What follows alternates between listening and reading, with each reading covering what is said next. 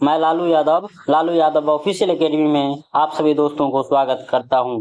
तो चलिए आप सभी के बीच बिहार जी के एनसीईआरटी और एससीईआरटी का संपूर्ण निचोड़ लेकर उपस्थित हुआ हूं। तो चलिए बीपीएससी री एग्जाम के व्यू से महत्वपूर्ण होने वाले हैं।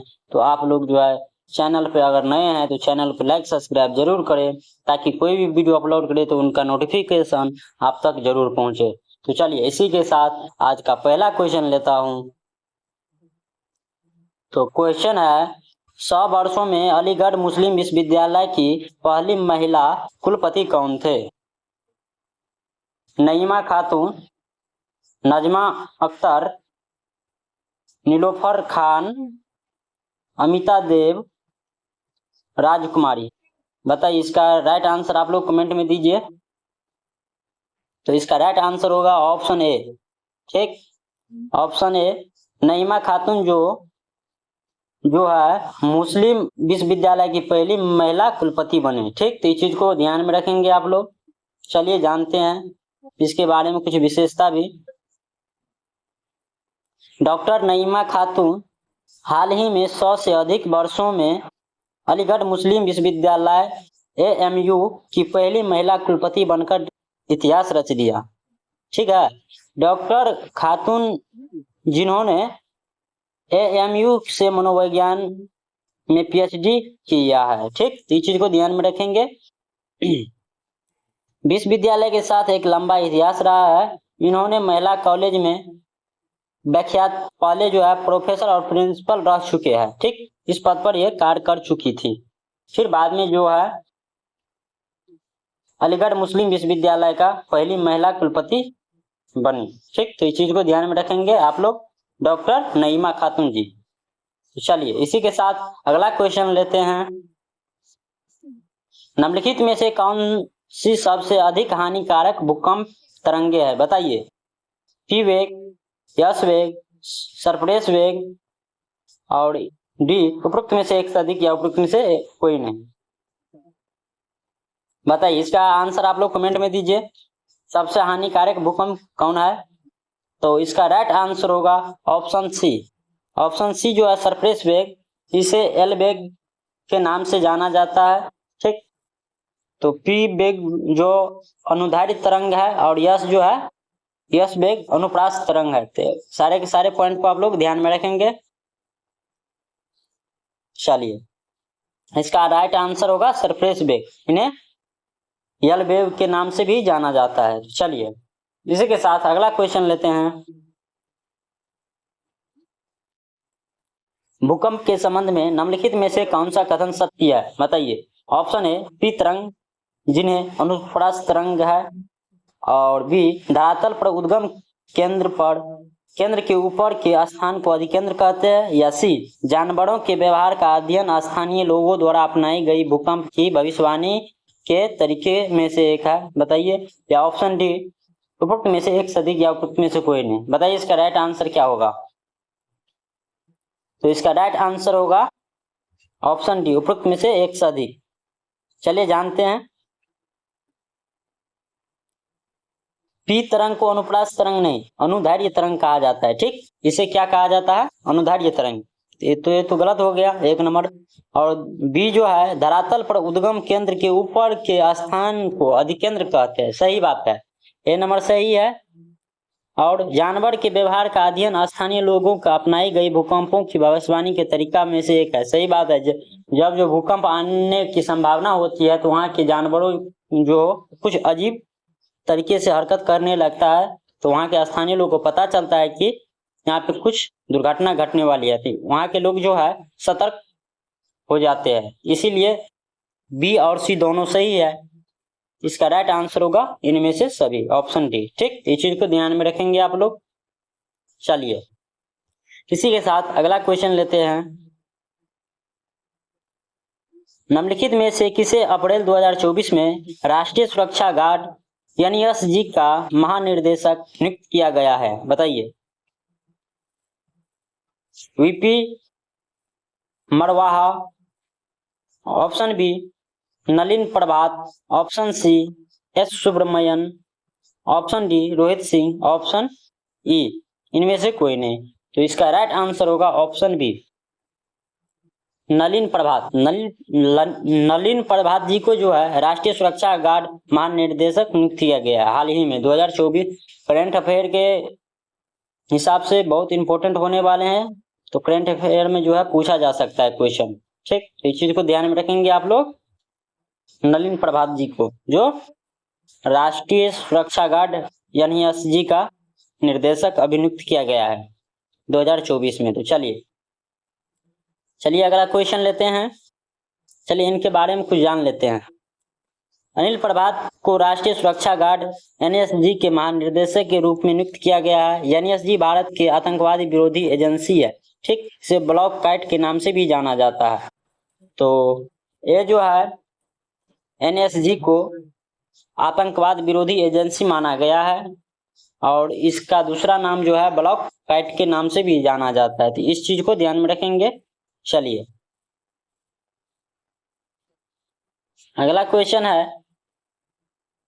डॉट भारत में कुल कितने सतह क्षेत्र है? 30% हिस्सा है। बताइए किसका भारत में कुल 30% हिस्सा है? रेगिस्तान का, पर्वत का, मैदान का, पठार का? तो इसका राइट आंसर होगा ऑप्शन बी। ठीक, पूरे भारत में जो है 30% पर्वत है। इस चीज को ध्यान में रखेंगे, 30% हिस्सा में जो है पर्वत है। बिहार स्टेट टीजीटी में पूछा गया प्रश्न है सोशल साइंस में। ठीक, तो इस चीज को ध्यान में रखेंगे। 2023 का हाल ही में पूछा गया है, क्वेश्चन आ सकता है। चलिए अगला क्वेश्चन है, निम्न कथनों में से कौन सा कथन सही है? बताइए, आप लोगों को सही वाले को चुनना है।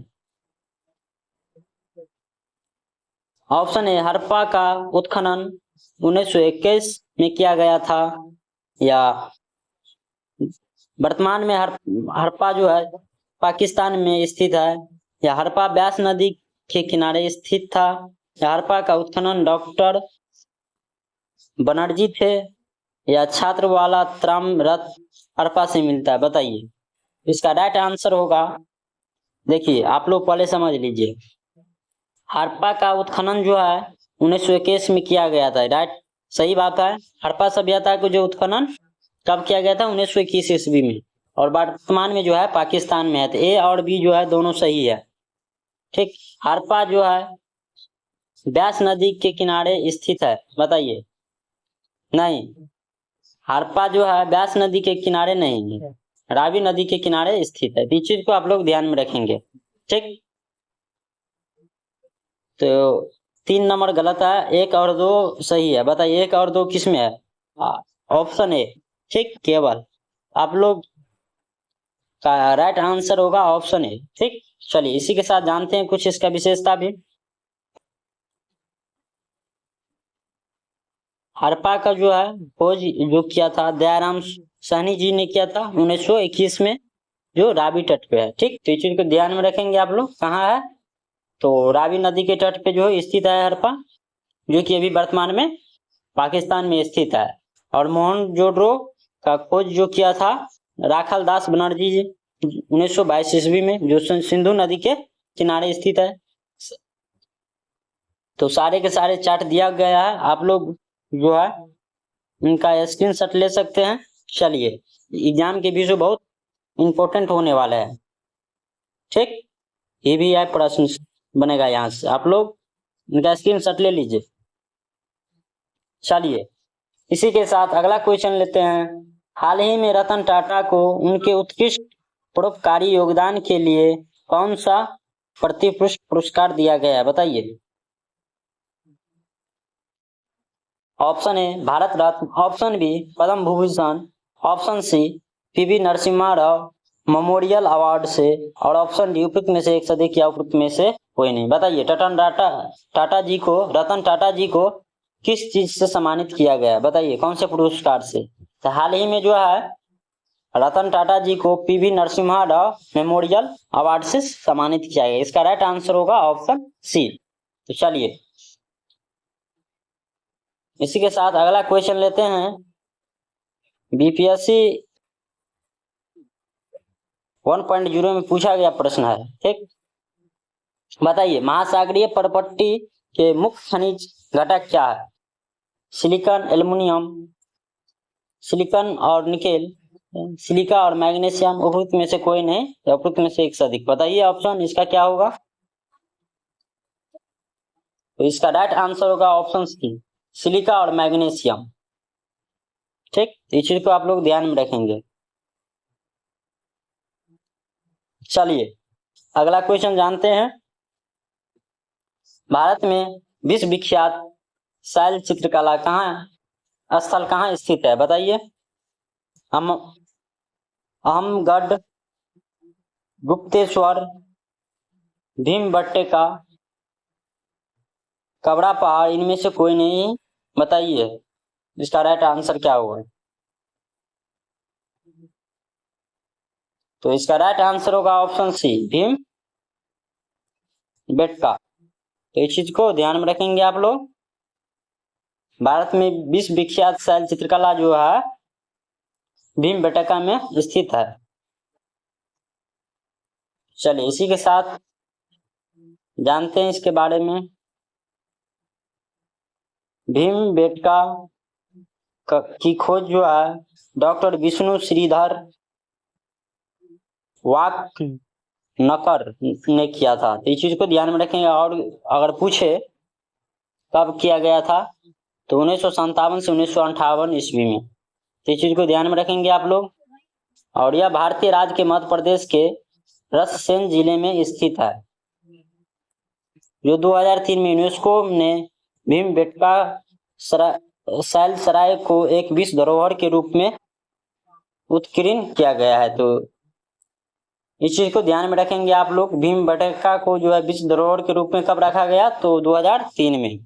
ठीक, सारे पॉइंट को आप लोग ध्यान में रखेंगे। चलिए इसी के साथ अगला क्वेश्चन लेते हैं। मगध का प्रथम राजधानी कौन सी थी? Option A Pataliputra, option B Vaishali, option C Rajgiri या राजगिरी, उपयुक्त में से एक से अधिक या उपयुक्त में से कोई नहीं। तो मगध का प्रथम राजधानी जो था ऑप्शन इसका सी होगा, राजगिरी, राजवीर या राजगिरी, इसका राइट आंसर होगा ऑप्शन सी। चलिए जानते हैं 200 वर्षों में मगध का एक महत्वपूर्ण महाजनपद बनाया गया था। यहाँ पे मगध में गंगा नदी के दक्षिण किनारे पर स्थित था। महाजनपद को जल परिवहन की सुरक्षा प्राप्त की और भूमि को उपजाऊ बनाने में मदद मिला। ठीक है, मगध की पहली राजधानी बिहार में राजगिरी थी, दूसरी राजधानी पटना के पाटलिपुत्र थी। तो आप लोग ध्यान में रखेंगे, पहली राजधानी बिहार की जो है मगध बिहार की राजगिरी बनाया गया है और दूसरा जो है पटना पाटलिपुत्री, ठीक, पाटलिपुत्र बनाया गया। इस चीज को ध्यान में रखेंगे, पहला राजगिरी और दूसरा पाटलिपुत्र। चलिए इसी के साथ अगला क्वेश्चन लेते हैं। भारत में सबसे लंबी सिंचाई नगर कौन सी है?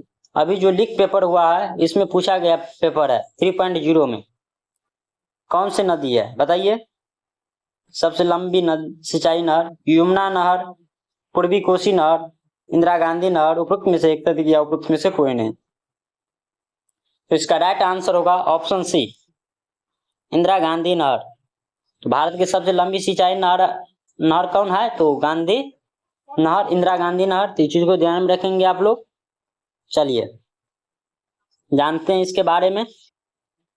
इंदिरा गांधी नहर भारत की सबसे लंबी नहर कहा जाता है। इस नहर को उद्गम स्थल जो है सतलज नदी और ब्यास के संगम पर होती है, ठीक, जो पंजाब के हरिके बैराज में स्थित है। तो इस चीज को ध्यान में रखेंगे आप लोग। उद्गम केंद्र जो है सतलज नदी और ब्यास नदी से होती है, जो कि पंजाब में स्थित है।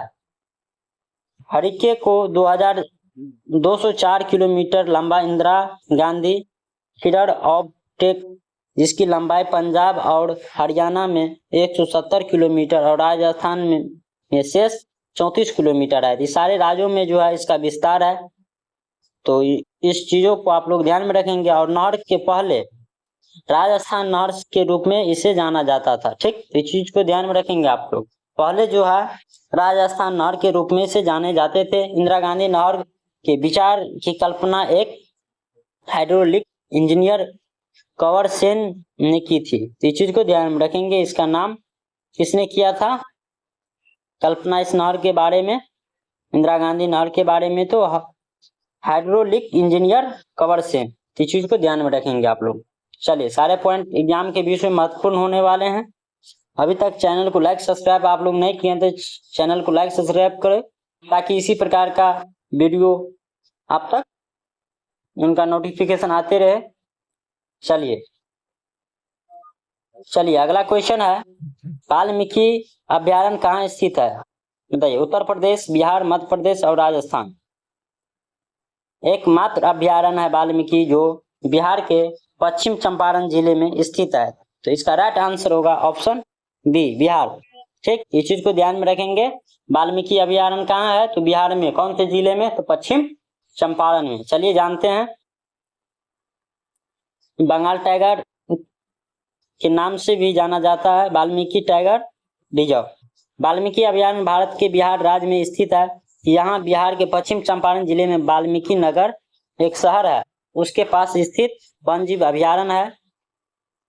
तो इस अभ्यारण्य का नाम जो है ना, महान ऋषि वाल्मीकि के नाम पर रखा गया है। इस चीज को ध्यान में रखेंगे। वाल्मीकि अभ्यारण्य अपनी समृद्ध जैव विविधता और विविधता वनस्पतियों और जीवों के लिए जाना जाता है। बहुत सारी विविधता इसमें वनस्पतियों है। और अभ्यारण्य के बाघों एक महत्वपूर्ण आबादी का घर है। यहाँ पे जो है बहुत सारा टाइगर पाया जाता है इस वाल्मीकि अभ्यारण्य में। तो इस चीज को ध्यान में रखेंगे आप लोग। जो बिहार का एकमात्र वाल्मीकि अभ्यारण्य। चलिए इसी के साथ अगला क्वेश्चन लेते हैं। वाल्मीकि अभ्यारण्य का मुख्य आकर्षक क्या है? बताइए। अब ये बताए हैं किसके लिए प्रसिद्ध है? इसमें जो है बाघ के लिए प्रसिद्ध है। इसका राइट आंसर होगा ऑप्शन बी, बाघ। लुप्त पक्षी, हाथी, चीते अलग अलग जगह है बिहार में जो अपना बाघ है। इस चीज को ध्यान में रखेंगे आप लोग। चलिए अगला क्वेश्चन लेते हैं। गंगा नदी निकलती है, बताइए गंगा नदी कहाँ से निकलती है? अरावली श्रेणी से, लद्दाख ग्लेशियर से, गंगोत्री ग्लेशियर से, मिल्पा ग्लेशियर से। तो गंगा नदी जो है ऑप्शन सी, गंगोत्री ग्लेशियर से निकलती है। तो इसका राइट आंसर होगा ऑप्शन सी। ठीक ना? तो चलिए इसी के साथ अगला क्वेश्चन लेते हैं। चलिए इसके बारे में जान लीजिए। ये रहा आपका गंगोत्री। ठीक, यहाँ से उद्गम केंद्र है। यहाँ से जो है इस प्रकार पटना होते हुए आते हैं और बांग्लादेश में जाती है। ठीक, तो इस चीज को ध्यान में रखेंगे आप लोग। चलिए, विश्व वन जीव दिवस कब मनाया जाता है? 3 मार्च को, 22 मार्च को, 28 मार्च को, 7 अप्रैल को। तो वन विश्व जीव दिवस जो है 3 मार्च को मनाया जाता है। तो इसका राइट आंसर होगा ऑप्शन ए, विश्व वन जीव दिवस 3 मार्च को मनाया जाता है। चलिए जानते हैं इसके बारे में। 3 मार्च को विश्व वन दिवस मनाया जाता है। ठीक, जबकि 12 मार्च को विश्व जल दिवस और 7 अप्रैल को विश्व स्वास्थ्य दिवस के रूप में मनाया जाता है। सारे के सारे पॉइंट को आप लोग ध्यान में रखेंगे, कहीं से पूछ सकता है। तो चलिए इसी के साथ अगला क्वेश्चन लेते हैं। निम्न में से कौन सा वन जीव अभ्यारण्य बिहार में स्थित है? बताइए। पेरियार वन जीव अभ्यारण्य, उदयपुर वन प्राणी अभ्यारण्य, गोविंद वन जीव अभ्यारण्य, सुखना वन जीव अभ्यारण्य। तो अपना बिहार में जो है उदयपुर वन प्राणी अभ्यारण्य है स्थित। तो इस चीज को ध्यान में रखेंगे। इसका राइट आंसर होगा ऑप्शन 2। ठीक, इस चीज को ध्यान में रखेंगे आप लोग। उदयपुर वन प्राणी अभ्यारण्य जो है बिहार में स्थित है। चलिए इसी के साथ अगला क्वेश्चन लेते हैं। चलिए इसके बारे में आप लोग जो है जान लीजिए कुछ विशेषता इसका। उदयपुर वन जीव अभ्यारण्य बिहार में स्थित है। बिहार के उदयपुर वन प्राणी अभ्यारण्य चंपारण जिले में स्थित है। कहाँ स्थित है? चंपारण जिले में। और कब इसका स्थापना हुआ था? तो 1974 ईस्वी में। ठीक, तो इस चीज को ध्यान में रखेंगे आप लोग। 1974 ईस्वी में जो है उदयपुर वन प्राणी अभ्यारण्य का स्थापना हुआ था। तो इस चीज को ध्यान में रखेंगे आप लोग। चलिए इसी के साथ अगला क्वेश्चन लेते हैं। निम्न में से कौन सा वन जीव अभ्यारण्य उत्तर प्रदेश की सीमा के पास सोन नदी के पश्चिम तट पर स्थित है? बताइए। गौतम बुद्ध पक्षी अभ्यारण्य, नागी नकटी बांध पक्षी अभ्यारण्य, कैमूर अभ्यारण्य या भीम बांध अभ्यारण्य? बताइए। तो उत्तर प्रदेश सीमा के पास सोन नदी के पश्चिम तट पे जो है कैमूर अभ्यारण्य स्थित है। तो इसका राइट आंसर होगा ऑप्शन सी। ठीक, तो चलिए जानते हैं इसका विशेषता भी। कैमूर वन जीव अभ्यारण्य जो है उत्तर प्रदेश के सीमा के पास सोन नदी के पश्चिम तट पर कैमूर की पहाड़ी श्रृंखला में स्थित है। तो इस चीज को ध्यान में रखेंगे। और इसका स्थापना जो हुआ है 1982 ईस्वी में। डेट भी याद रखना है। कैमूर वन जीव अभ्यारण्य का स्थापना 1982 ईस्वी में हुआ है। और कहाँ है? तो उत्तर प्रदेश की सीमा के पास सोन नदी के तट पर। ठीक, तो इस चीज को ध्यान में रखेंगे आप लोग। चलिए इसी के साथ अगला क्वेश्चन लेते हैं। भारत सरकार द्वारा पर्यावरण परिरक्षण अधिनियम कब पारित किया गया था? Option A 1986, option B 1981, option C 1974, option D 1971। इसका राइट आंसर होगा ऑप्शन ए 1986 में जो है भारत सरकार द्वारा पर्यावरण परिरक्षण अधिनियम पारित हुआ था। इस चीज को ध्यान में रखेंगे 1986 ईस्वी में। चलिए इसी के साथ अगला क्वेश्चन लेते हैं। निम्नलिखित में से कौन या किस जिले में पेरियार वन जीव अभ्यारण्य स्थित है? बताइए। पेरियार वन जीव अभ्यारण्य जो है कौन से स्टेट में स्थित है? तो केरल, तमिलनाडु, कर्नाटक या आंध्र प्रदेश? इसका राइट आंसर होगा ऑप्शन ए केरल। केरल में जो है पेरियार वन जीव अभ्यारण्य स्थित है। चलिए अगला क्वेश्चन लेते हैं। अगला क्वेश्चन है पटना उच्च न्यायालय कब से क्रियान्वित है? बताइए। या इस पटना उच्च न्यायालय का स्थापना कब हुआ था? ऑप्शन ए 1915, ऑप्शन 2 1916, ऑप्शन 3 1911 या नॉन ऑफ द अबव? बताइए इनमें से सभी। इसका राइट आंसर क्या होगा बताइए आप लोग कमेंट में। पटना उच्च न्यायालय का स्थापना जो हुआ है 1916 ईस्वी में हुआ है। ठीक, कब हुआ है? तो 1916 ईस्वी में। इस चीज को आप लोग ध्यान में रखेंगे। चलिए अगला क्वेश्चन लेते हैं। निम्नलिखित में से किस स्थान पर कोसी नदी गंगा नदी से मिलती है? तो option A Kursela, option 2 Vaishali, option 3 Hajipur, option 4 उपरोक्त में से कोई नहीं। बताइए कोसी नदी गंगा नदी से कहाँ मिलती है? कोसी नदी जो है गंगा नदी से मिलने की स्थान को कुर्सिला कहा जाता है। ठीक, कुर्सिला जगह पे जो है गंगा नदी कोसी नदी से मिलती है या कोसी नदी गंगा नदी से मिलती है।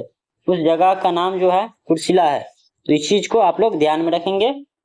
ठीक है, चलिए आप लोग फटाफट लाइक कर लीजिए चैनल को और सब्सक्राइब भी कर लीजिए। जो भी नए व्यक्ति हैं इसी प्रकार के वीडियो देखने के लिए आप लोग जो है सब्सक्राइब कीजिए चैनल को और दोस्तों के पास शेयर भी कीजिए। चलिए आज का लास्ट प्रश्न है, आप लोग कमेंट में आंसर दीजिए क्वेश्चन का।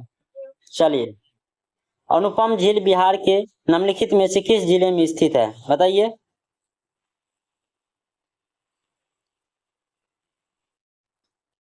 कैमूर, औरंगाबाद, बेगूसराय, उपरोक्त में से कोई नहीं। तो आप लोग इसका आंसर दीजिए कमेंट में। इसका आंसर जो है कल क्लास में बताएंगे। आप लोग इसका आंसर खुद कमेंट कीजिए। तो आज का सेशन को जो हम यहीं पे एंड करना चाहता हूँ। Thank you, thank you, thank you. आप लोग चैनल पे नए हैं तो चैनल को लाइक कर लीजिए, सब्सक्राइब कर लीजिए, ताकि कोई भी वीडियो आएंगे तो सबसे पहले आप तक नोटिफिकेशन उसका पहुंचेगा। तो थैंक यू दोस्तों।